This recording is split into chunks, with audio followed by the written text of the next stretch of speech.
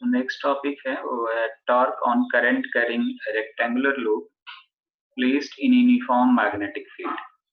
पहले हेडिंग समझ लेते हैं कि है क्या, कि हमें टॉर्क कैलकुलेट करना है। और टॉर्क किसकी वजह से कैलकुलेट करना है? टॉर्क होता क्या है? एक तरह का फोर्स ही है जो कि किसी बॉडी में रोटेशनल मोशन जनरेट करता है। फोर्स और टॉर्क में डिफरेंस है। फोर्स से लीनियर मोशन जनरेट करता है और टॉर्क रोटेशनल मोशन जनरेट करता है। Right. Torque on current carrying conductor rectangular loop, उसमें कह सकते हो कि करंट कैरिंग है तो वो कंडक्टर भी है। राइट। उसको हमने रेक्टेंगुलर लूप के फॉर्म में लिया, ना टोरॉइड के फॉर्म में, ना हमने स्ट्रेट, ना सर्कुलर, वो रेक्टेंगुलर लूप के फॉर्म में। Right. And that current carrying conductor और rectangular loop that is placed in uniform magnetic field. उस लूप को, उस करंट कैरिंग रेक्टेंगुलर लूप को हमने कहाँ प्लेस कर दिया, कहाँ पर सब्स्टिट्यूट कर दिया? मैग्नेटिक फील्ड में सब्स्टिट्यूट कर दिया। तो अगर किसी करंट कैरिंग रेक्टेंगुलर लूप को मैग्नेटिक फील्ड में सब्स्टिट्यूट करते हैं तो what will happen? That will generate torque, that will experience torque. Right. तो टॉर्क एक्सपीरियंस करेगा, तो उस एक्सपीरियंस टॉर्क को हमें मैथमेटिकली यहाँ पर कैलकुलेट करना है। किसी यूनिफॉर्म मैग्नेटिक फील्ड में अगर रेक्टेंगुलर लूप को प्लेस्ड किया जाएगा तो वो टॉर्क मैथमेटिकली उस पर कितना एक्ट होगा। राइट। तो उसका 3 क्वेश्चन हम बॉर्डर करते हैं। So consider a rectangular conducting loop. Right. यहाँ पर करंट कैरिंग की जगह यहाँ पर अब कंडक्टिंग लूप कह दिया। ABCD of length L and breadth B placed in a uniform magnetic field as shown in the figure. Diagram बताता हूँ इसको। इसमें ये देखिए, ये ABCD, सबसे पहले ये यूनिफॉर्म मैग्नेटिक फील्ड को मैंने रिप्रेजेंट कर दिया है। देखो ये vector B uniform magnetic field. Right. और उसमें एक रेक्टेंगुलर लूप ABCD हमने कंसीडर कर लिया, ABCD। राइट। ये रेक्टेंगुलर लूप है, इस तरह से मैग्नेटिक फील्ड में रखा गया है, जिसकी लेंथ कितनी है? L है, और उसकी जो ब्रेथ है वो B है। राइट। ये अभी तक इसने बता दिया। अब आगे देखिए, therefore the force acting on a conductor of length L carrying current I in the magnetic field is given by। आप लोग को फॉर्मूला मालूम है, ये कॉन्सेप्ट मालूम है कि अगर किसी करंट कैरिंग कंडक्टर को जिसका लेंथ L हो और जिसमें करंट I फ्लो हो रहा हो, और उसको अगर हमने मैग्नेटिक फील्ड में रखा हो, या दैट मींस कि उस मैग्नेटिक फील्ड तो उसमें होगा ही। राइट। तो उस पे फोर्स कितना एक्ट होगा? तो हम लोगों ने ये फॉर्मूला डेराइव भी कर रखे हैं, F = I × L × B। Right. तो L × B यानी कि इसके बीच में एंगल कितना है? अगर इसको हम मैग्नीट्यूड के फॉर्म में लिखें तो ILB sin थीटा इसको हम लिख सकते हैं। राइट। Therefore कितना फोर्स होता है? Therefore the force acting on arm AB that is F1। अब यहाँ पर फोर्स कितना एक्ट हो रहा है? डायग्राम में चेक कीजिए।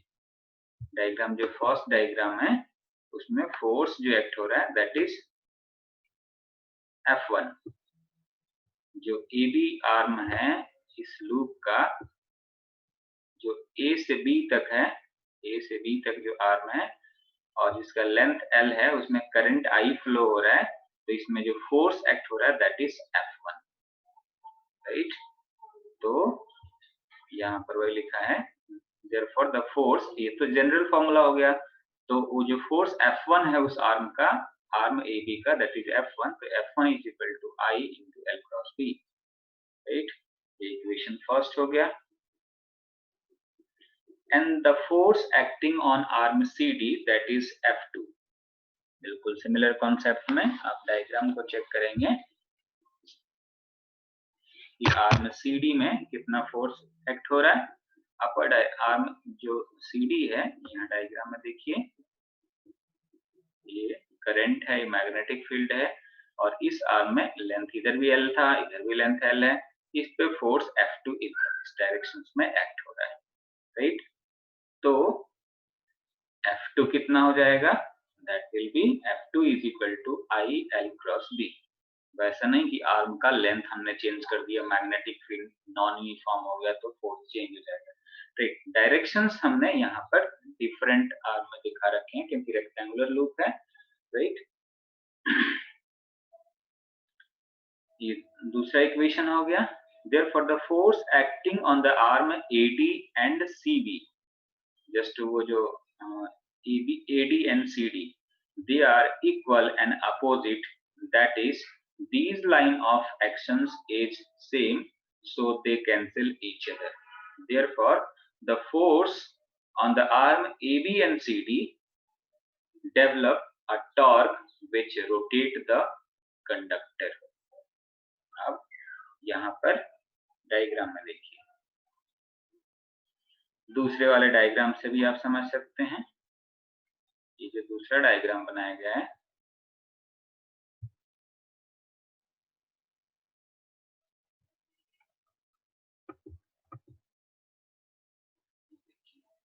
इस डायग्राम में ये जो F1 फोर्स है इधर के डायरेक्शन में ये रिप्रेजेंट कर दिया गया, एक इस पे एक्ट हो रहा है, ये A पॉइंट पे एक्ट हो रहा है। मैंने यहाँ पर रिप्रेजेंट कर दिया कि वो A पॉइंट पे इधर की तरफ वो ट्राई करेगा उसको रोटेट करने के, और D पॉइंट पे हमने F2 को यहाँ पर रिप्रेजेंट किया कि इसको ये इधर की तरफ F2 एक्ट होगा, राइट। ये मैग्नेटिक फील्ड है। और साथ ही साथ ये आपको समझना है कि जो इस पे जो फोर्स एक्ट हो रहा है ये दोनों अपोजिट हो गए, राइट। दोनों अपोजिट हो गए और सेम मैग्नीट्यूड का, तो वो एक दूसरे को कैंसिल करती है। वही यहाँ पर बताया गया, the force acting on the arm AD. AD कहाँ है, डायग्राम देखिए, एडी ये पोर्शन है और बीसी ये, बीसी या सीबी कह लीजिए, CB, AD and CB, they are equal and opposite.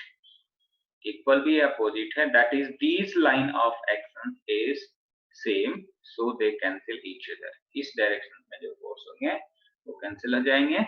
Therefore the force on the arm, केवल जो हम लोगों ने पहले F1 F2 बात की AB आर्म पे और CD आर्म पे, जो कि सेकंड डायग्राम को रिप्रेजेंट कर रहा है, वो क्या डेवलप करेगा उस रेक्टेंगुलर लूप में, that will develop a torque which rotate the conductor। जो रेक्टेंगुलर लूप है वो रोटेट करने लगेगा, राइट। क्यों रोटेट करेगा, that is due to torque.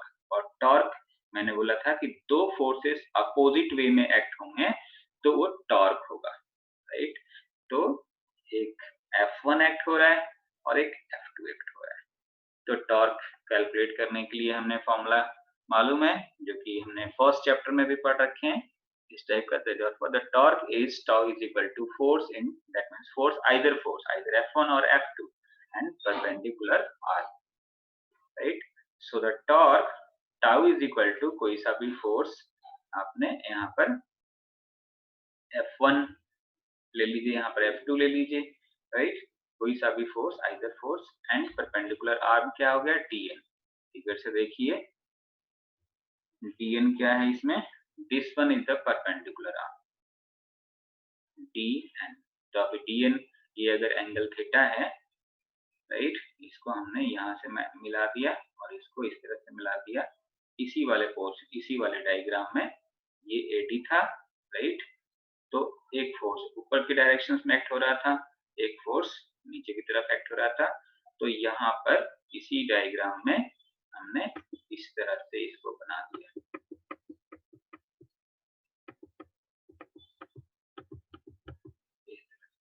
यहाँ पर फोर्स F2 हो गया, इधर फोर्स F1 एक्ट हो गया, ए एंगल थीटा हो गया। तो जो perpendicular arm that will B DN point, right. तो DN की वैल्यू इस डायग्राम से आप कैलकुलेट कर सकते हैं बहुत इजीली। देखिए DN की वैल्यू क्या कैलकुलेट किए हैं। Therefore now in triangle A and D में क्या हो जाएगा, sin theta is equal to ND upon B। तो ND is equal to क्या हो जाएगा, b sin theta, right? अब थीटा क्या है? Where theta is the angle between the normal and the position of the conductor.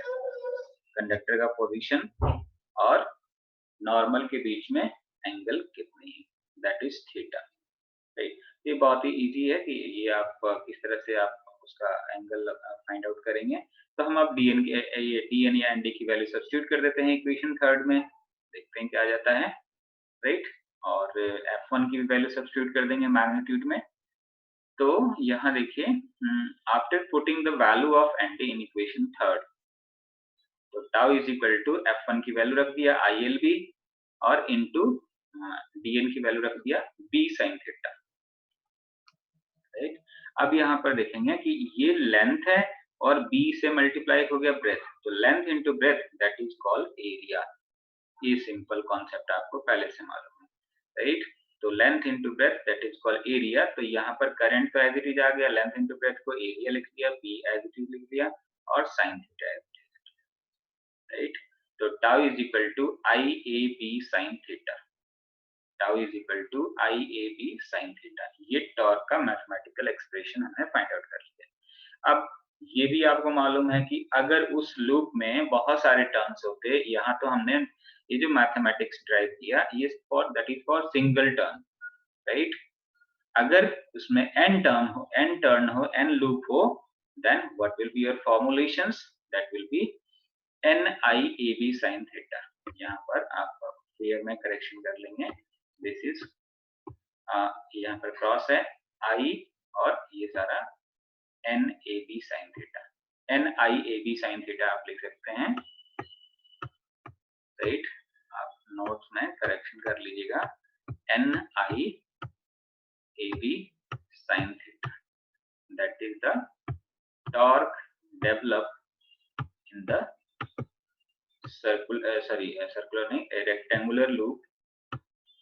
rectangular loop, and that rectangular loop placed in uniform magnetic field, and that rectangular loop has n terms, right? So tau is equal to NIAB sin theta, that is the torque, right?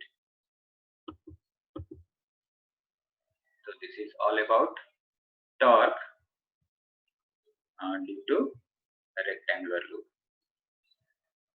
which are placed in uniform magnetic field